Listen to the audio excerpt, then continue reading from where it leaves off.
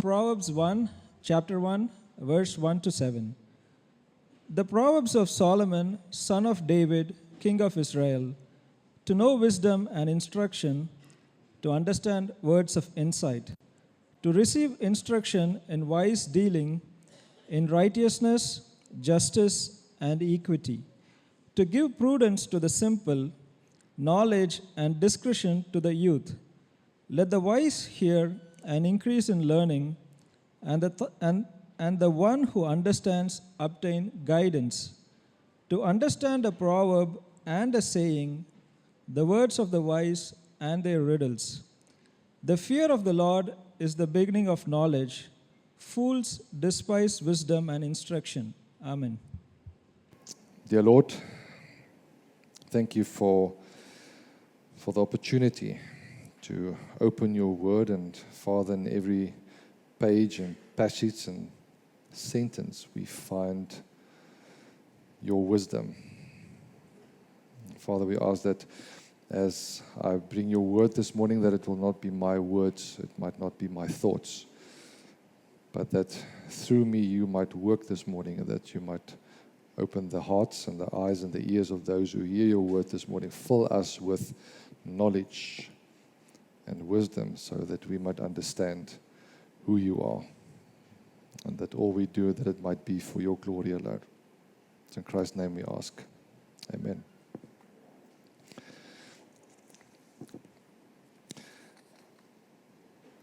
So as we have finished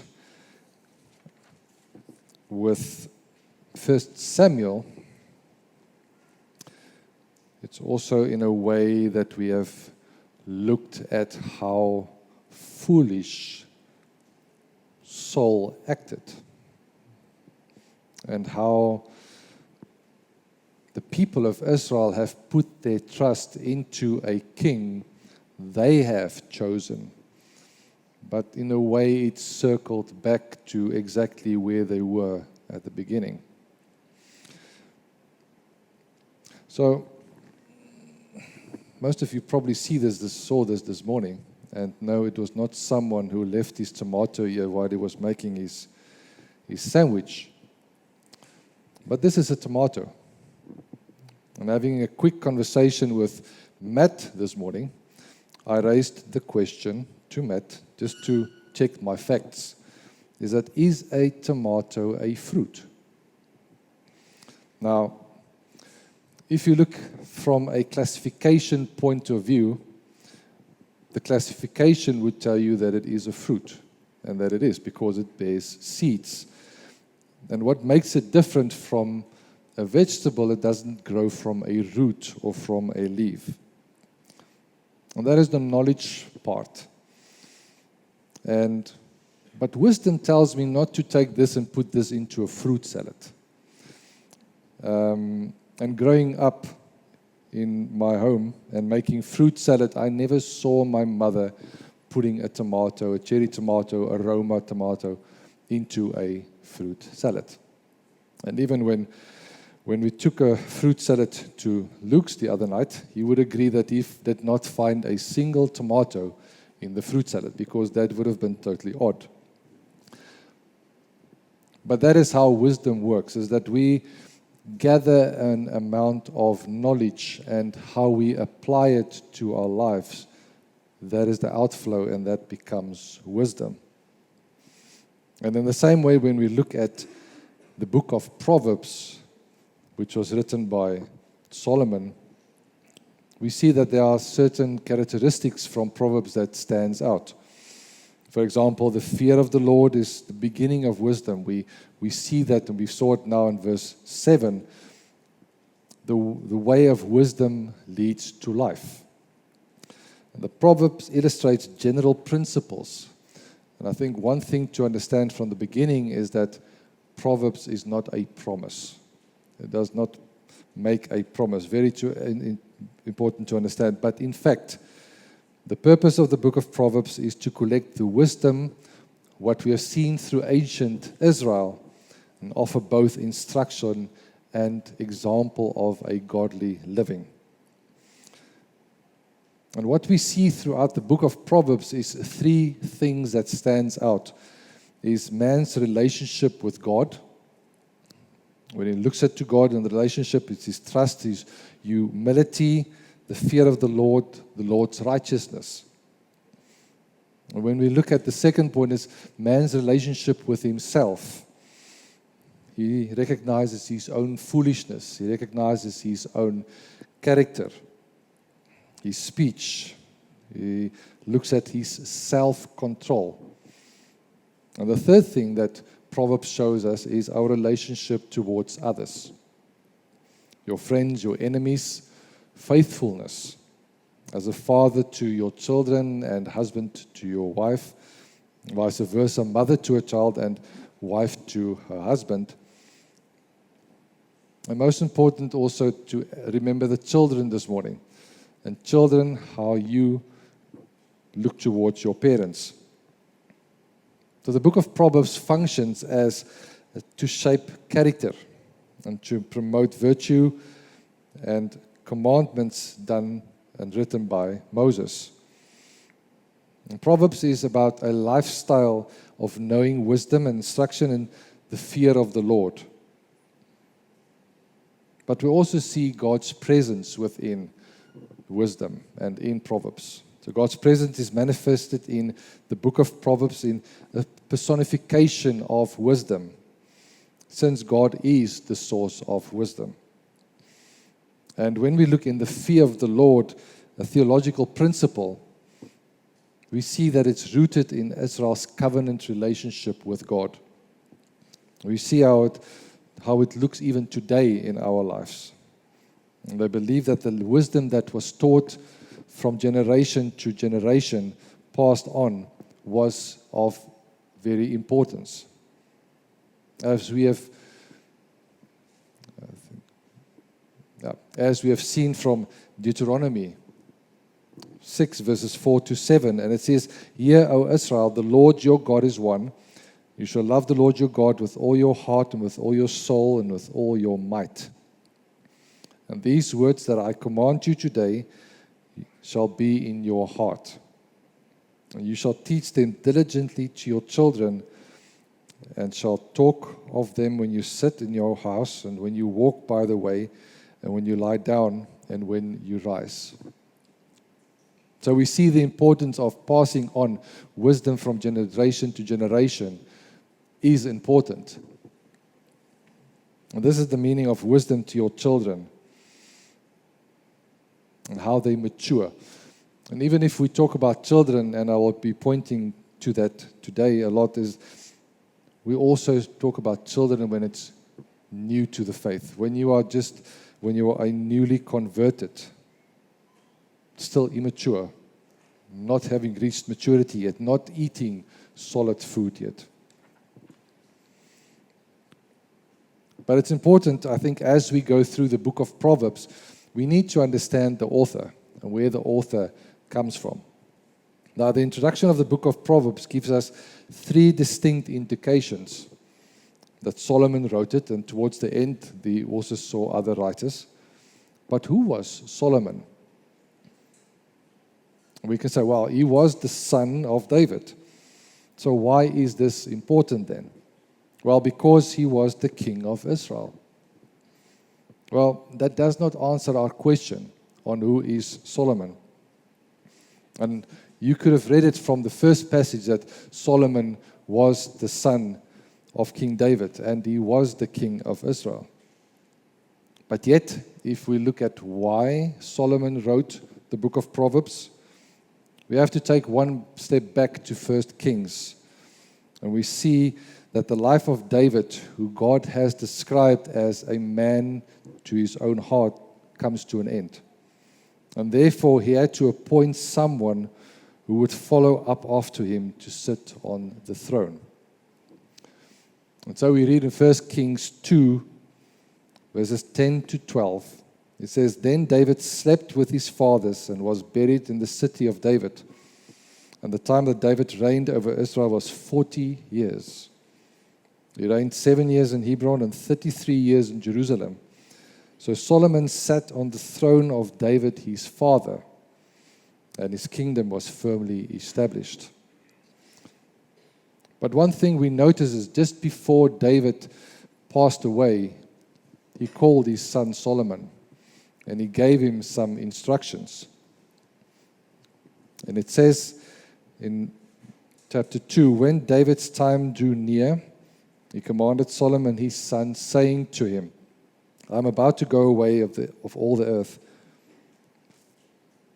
Be strong and show yourself a man, and keep charge of the Lord your God, walking in his ways, keeping his statutes, his commandments, his rules, and his testimonies, as it is written in the law of Moses, that you may prosper in all that you do and whatever you turn, that the Lord may establish his word that he spoke concerning me, saying, if your sons pay close attention to their way and walk before me in faithfulness, all their heart and with all their soul, you shall not lack a man to sit on the throne of Israel.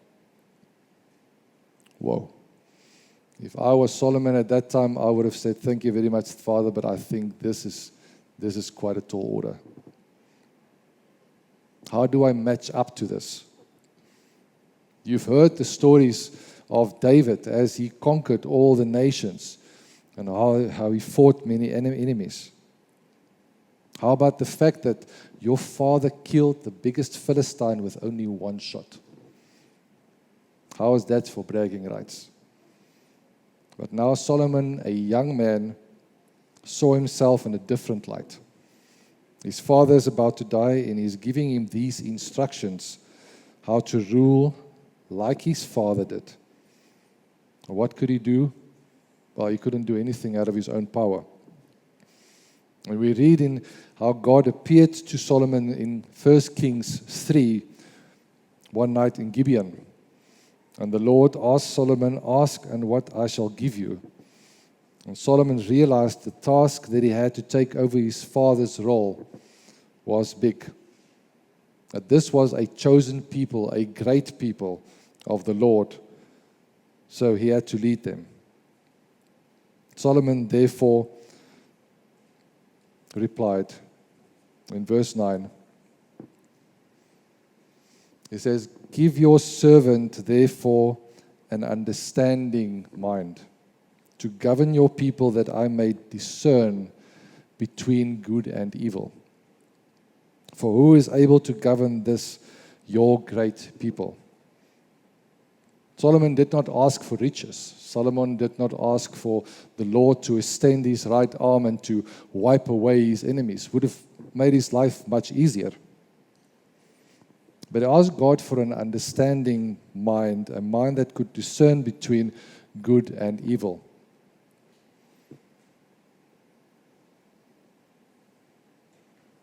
And in verse 10 it says, it pleased the Lord that Solomon had asked this. In our prayer life, when we approach God and when we ask Him, and the God gives us opportunity to ask Him whatever you want, do we ask in the right way? How do you ask God for wisdom? Do you ask Him to take away the problem, or do you ask Him to give you wisdom to deal with this problem? Verse 12, it says, behold, I gave you a wise and discerning mind, so that none like you has been before you, and none like you shall arise after you. So what we see is the book is an outflow of Solomon, what he asked for. Maybe at that time Solomon did not know that the wisdom God bestowed upon him, that he will put it into a book of Proverbs. But by doing so, he didn't keep wisdom to himself. He shared it from generation to generation, enabling us to share from generation to generation. It helped us to give an understanding mind to discern between good and evil. And this is an important message even for us as parents, as we've read in Deuteronomy, that the teachings of the Lord we should share with our children, because there will come a time when your child will be alone, when your child have to discern between good and evil. So as we go and we look in verses 2 to 4, we read, to know wisdom and instruction, and to understand the words of insight, and to receive instruction in wise dealing in righteousness, justice, equity, to give prudence to the simple, knowledge and discretion to the youth. We are all born without a shred of wisdom.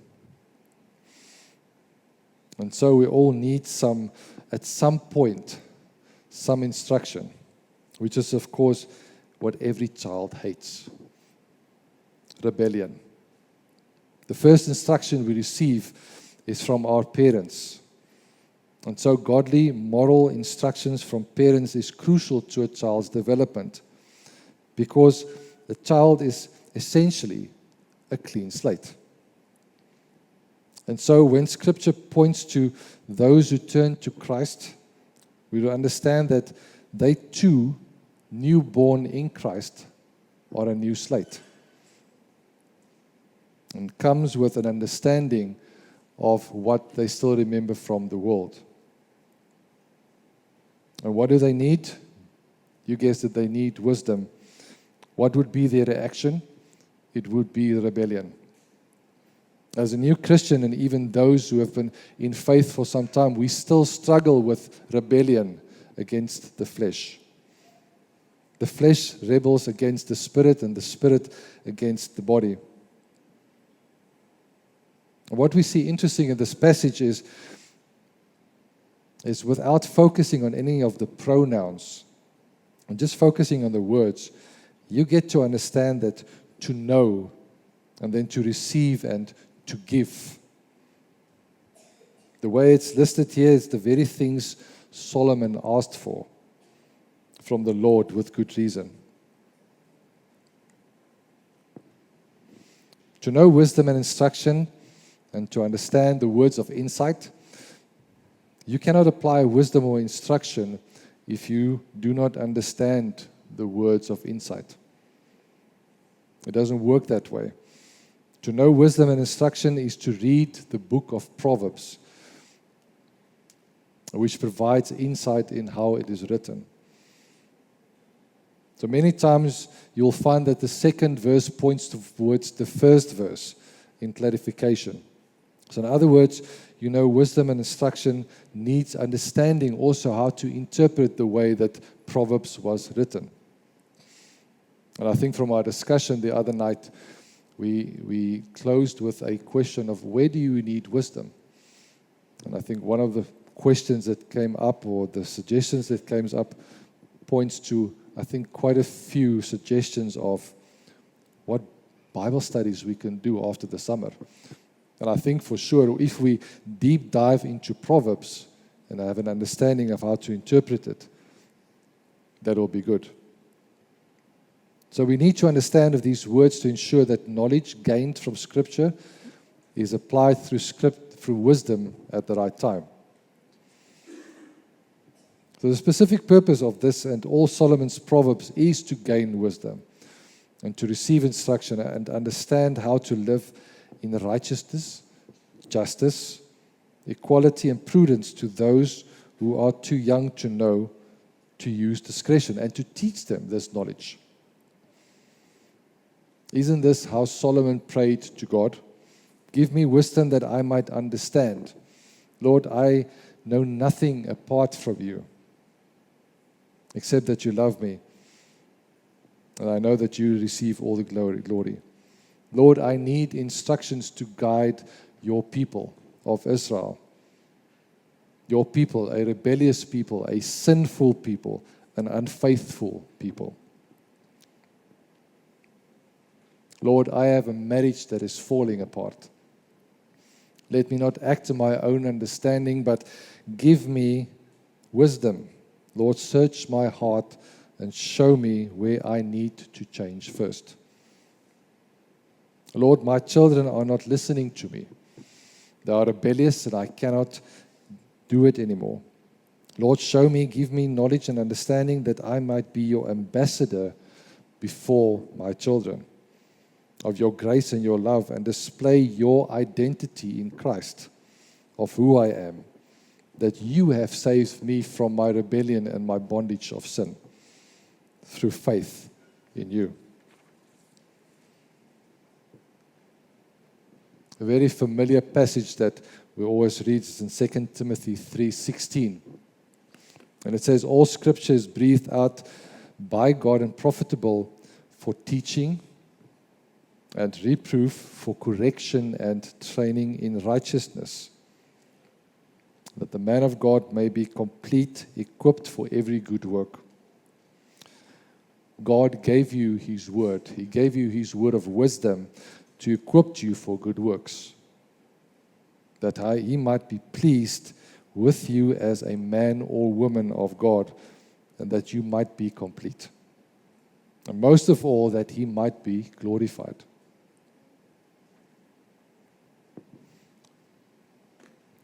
To receive instruction in wise dealing and righteousness, justice and equity, it means to do what is right and what is fair, and comes with instructions of how to live a righteous life, and yet should not come as a surprise that it requires wisdom to apply a moral life that treats others in a godly manner. It is no surprise that righteousness, justice, and equity are part of wisdom and discernment. God Himself is righteous, He is just, and He is the justifier, and treats each one of us impartially. But in doing so, and in treating others in a wise, discernment way with justice, and needs discipline, especially when it comes to how do you treat your enemies? How do we look at those who have done wrong towards us? And the best way that I always try to illustrate discipline is when I look at a gymnast. When you look at apparatus, when this gymnast is given a program by his coach. And at that moment, it's only a program. But understanding how you will achieve it requires wisdom. It requires how to work your time effectively. And the purpose of this is that the gymnast wants to achieve the maximum points on the day when it comes to competition. There are times that the gymnast will fall. There's times that the gymnast will sit and will cry. There's times that you will have the marks on your hands as the apparatus is of the friction. But all of this comes through dedicated discipline. And you work through that. And when it comes the day of competition, it's you alone on the apparatus. It's you alone that will have to perform. Proverbs are something like a school of wisdom. We come to it with an open mind, with open hearts, accepting what it teaches us.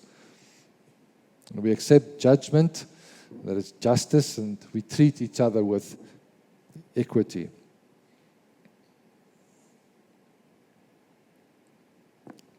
Verse 4 says, to give prudence to the simple and knowledge and discretion to the youth. Now, one thing that Proverbs, or one thing that is evident when it comes to learning, is that the youth learns much quicker than as we get older. And I think I am sort of testifying to that, being reached my age and almost finished with my studies. It has become difficult to remember things.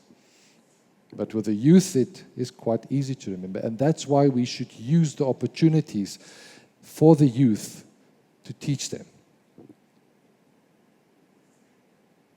Being prudent means acting with careful, sound judgment, wisdom and foresight to avoid unnecessary risks. I remember when my son was young, we were on our way to a birthday party. And my son decided just before we left to jump off a coffee table.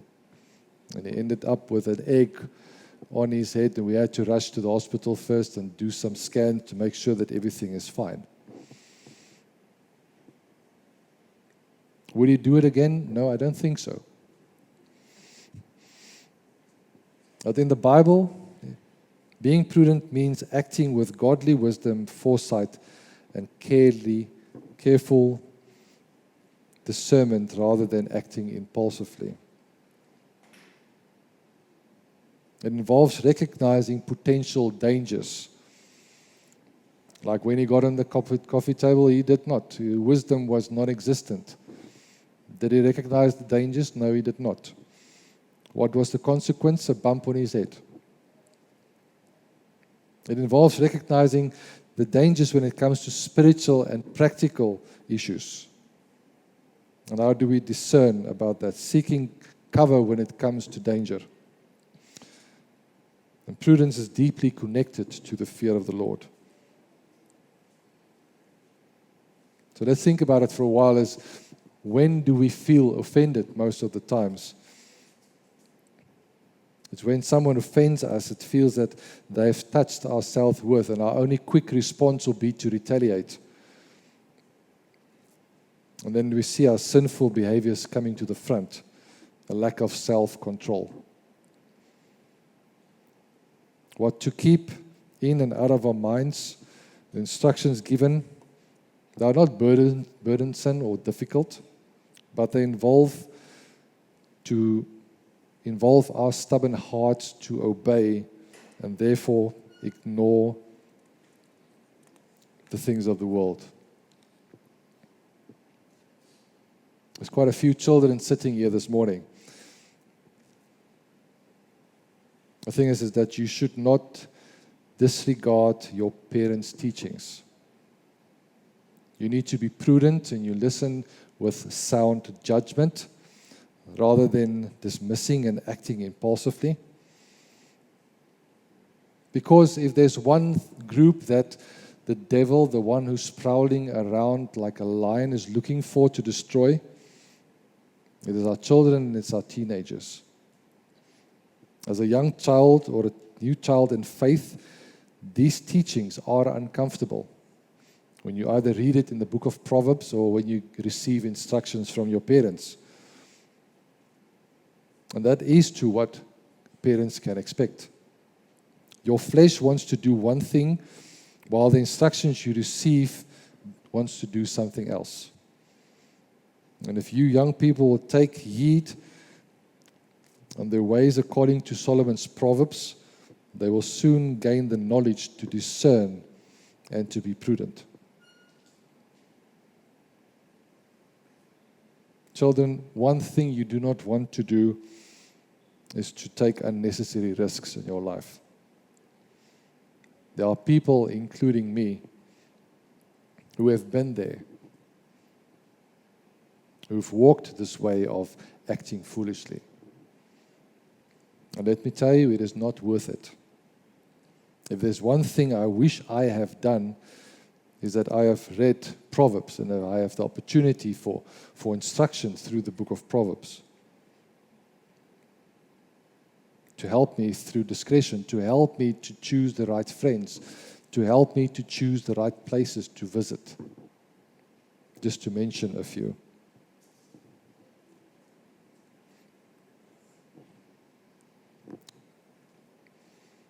Let the wise hear and increase in learning, and the one who understands obtain guidance.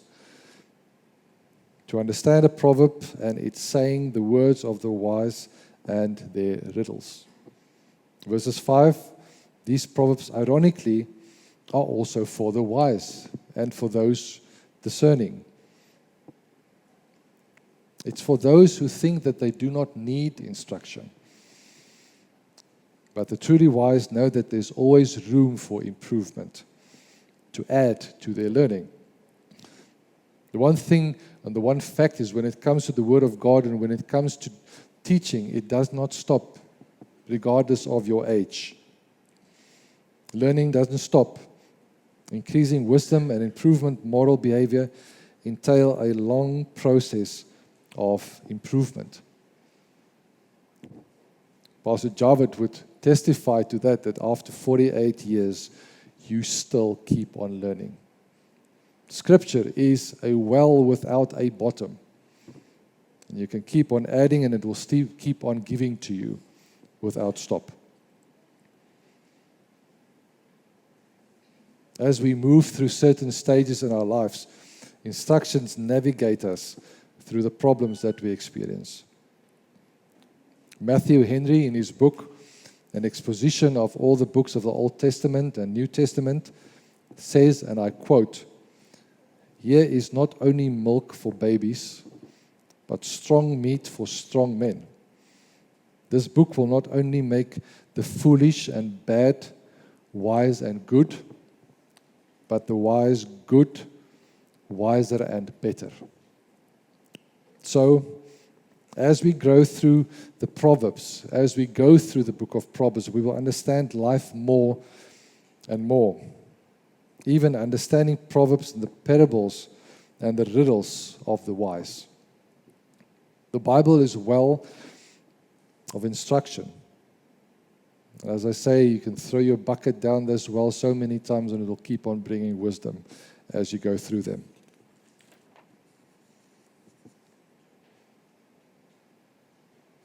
And this brings us to probably the most quoted from the book of Proverbs.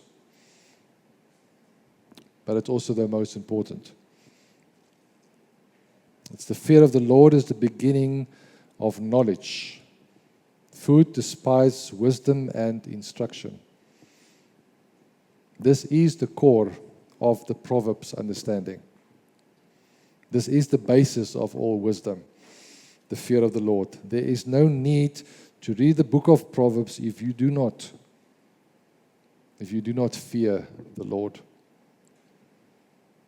So what exactly does it mean when it says fear the Lord? Does it involve a concept of terror? No, dear friends, the fear of the Lord denotes the utmost respect and awe for God for who He is. It is to put our faith in the works of His hands. It implies that you serve God in the right state of heart and mind. How many times have we not heard it from today? Even from Deuteronomy 6, it talks about the heart and the mind and the soul,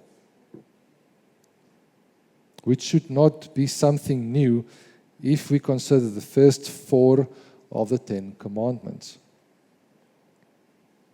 You should not have any other God before me. We should worship God alone. You should not make for yourself any idol. Do not worship carved images or its likeness. You should not take the name of the Lord your God in vain. Use God's name with respect. And remember the Sabbath day to keep it holy. Rest and dedicate a day to God. And with this, Jesus summarizes all of this in Matthew 22:37. When one of the Pharisees asked him, "Teacher, which is the great commandment in the law?" And he said to him, "You shall love the Lord your God with all your heart and with all your soul and with all your mind. This is the great and first commandment." So what is the fear of the Lord? When you put all things as important that would impact and distract you from the right state of mind, that will impact your heart, your idols which you have created, and turn to respect towards God, who possesses wisdom, who gives wisdom to all humanity. Only those who know God through faith in Christ Jesus and obedience will find wisdom. There is no other way. Wisdom is hidden as a treasure to your advantage. It proposes an attitude that you will, and that it is not mine, but submission to the will of God that shapes your behavior in the likeness of God. So one thing this morning again to the children is, young children, when you are not obedient to your parents, It's not that you are not obedient to them, it's not you are not obedient to God. If you obey God, the outflow of that will be your obedience to your parents. So as we look at some of the important points of Proverbs over the weeks to come, which are parenting, and those who are in the parenting study would know the famous phrase from Paul Tripp, when he says that you are not much different than your child. When you reflect your behavior before your Heavenly Father, you will find times that you rebel, that you resist. You, parent, do not please your parents or your friends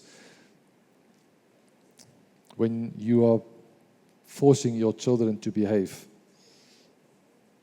and asking your children to act out of fear for you. This is not how God asks you to behave. You parent from the glory of God, that when your children behave, you give the glory to God alone. We looked at money a couple of weeks ago. Financial stewardship. God expects you to use your money wise out of reverence for Him. In your marriage, faithfulness that draws your attention not to be faithful. How do you deal with that? And how does you thank God out of reverence if it is going good with your financials or with your marriage or in your work? And so it can go on and on. The one thing is that we do not need to reach a point where we despise knowledge. When we look at the fool who despises knowledge and instruction, it means that we have despised and that we have departed from who God is. That we have departed from the fear of the Lord. We don't look to God with reverence. Those who act foolishly does not understand the ways of God. And when you do this, you move into dangerous territory.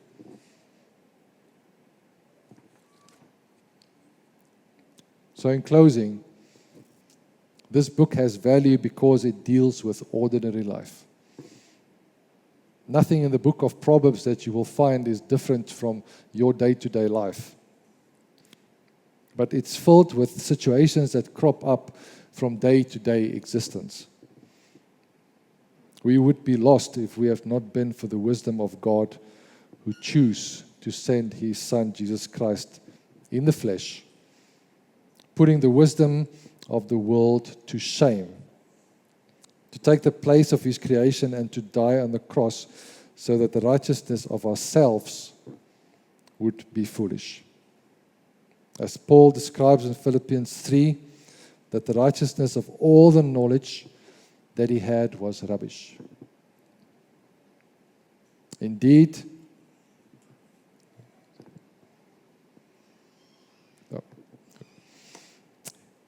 he says, "Indeed, I count everything as loss because of the surpassing worth of knowing Christ, Jesus my Lord. For His sake I have suffered the loss of all things and count them as rubbish, in order that I may gain Christ and be found in Him, not having a righteousness of my own that comes from the law, but which comes through faith in Christ, the righteousness from God that depends on faith, that I may know Him and the power of His resurrection, and may share in His sufferings, becoming like Him in His death, and that I may by means possible attain the resurrection from the dead. Because of the perfect wisdom of God, you might now approach Him in the fear of the Lord with reverence. As your prayers and your praise echo with that of the heavenly beings, holy, holy, holy is the Lord Almighty, emphasizing God's purity and supreme power. This refrain declares Him as the one who was and is to come. God delights it when you apply His wisdom into circumstances of your practical life, and to show us with His own intelligence the consequences of all the ways in which you may walk. Dear brothers and sisters, it's not always easy to follow the instructions of the Lord. Let's recognize that when God does give us instruction, that it is, at the end of the day, it's for His glory, and that it is for your good.